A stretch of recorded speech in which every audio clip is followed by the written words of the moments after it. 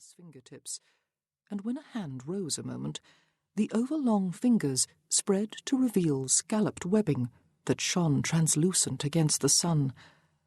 No such creatures had ever been heard of on the planet of Valadon, not even from Peropolis or the other provinces whose uprisings guaranteed employment to protectoral guards. Did they come from a far star, one of the 100 now ruled by the Patriarch? It took years to crawl between stars at light speed. No one had done better since the old empire had collapsed, many centuries before. Away from the tree, a farmhand named Milas clapped dust from his trousers and leaned back against a vegetable rack. "They're iridiums, that's all," he assured the withered grey woman behind the stand. In Iridis, home of the High Protector, it was said that fire crystals littered the streets, and moon traders wore such thick belts of gems that they swooned and fell off the skywalks. "That's an Iridian moon trader's boat they came on," Milas added. "I tell you, Anne, they're tailored slaves of some noble lord. Did you ever see such perversion?" Anne shook her head in disgust. "Not since I lost my good eye."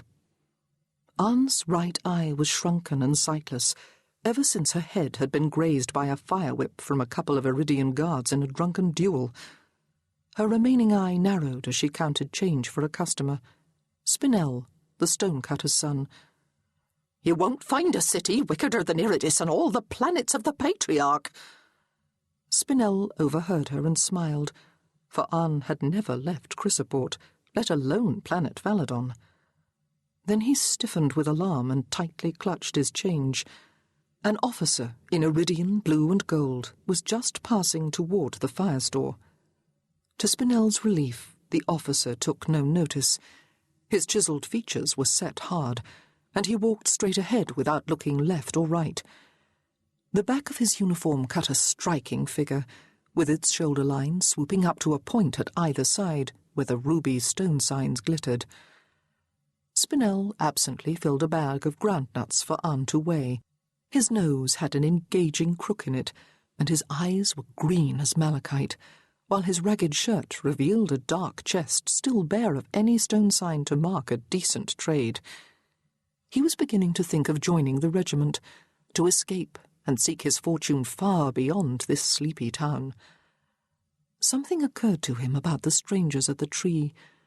Dreamily, he watched one of them apply silken fibres to the spinning head through her long, webbed fingers. "In the ocean," he murmured. "That's where they come from." Milas stared at the youth. "You think I have cornstalks for ears? The bottom of the sea, eh? How does the mayor collect their taxes?" "No, no," Spinel protested, as Anne laughed so hard that her speckled stone sign shook around her neck. "I meant the other ocean, the ocean moon." Anne's laughter faded. She rearranged some bunches of ripe grapes, bright as amethysts, or bright as the bare arms of the strangers. "Shora, the ocean moon. That's where the traders get their best medicines." Shora, sapphire of the night sky, world whose sea had no shore. But Milas strode forward, trousers swishing, and shook a finger in Spinel's face. "I thought those moon creatures the traders know have gills and scales. Where are their fish tails?" "So I've heard," Spinel admitted. "They descended from catfish, and they spin magic from seaweed." "A fishy tail, or I'm the Patriarch!" Spinel's arm shot out, but Milas parried the blow and sent him tumbling onto the stand. A crate of onions slid off. Anne shrieked and uttered curses while she stooped to gather the scattered bulbs in her apron. Flustered, Spinel seized his groceries and left.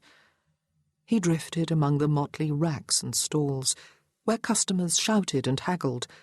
Children played hide-and-seek, though they should have been in school, and a robed spirit-caller with a winking starstone received alms. He was sick of this, Spinel thought suddenly. Until he got a good stone sign, he would be left to running errands and sawing slabs in the stone shop. He paused by a cage of silvery, furred monkeys, a delicacy he had tasted only once in his life.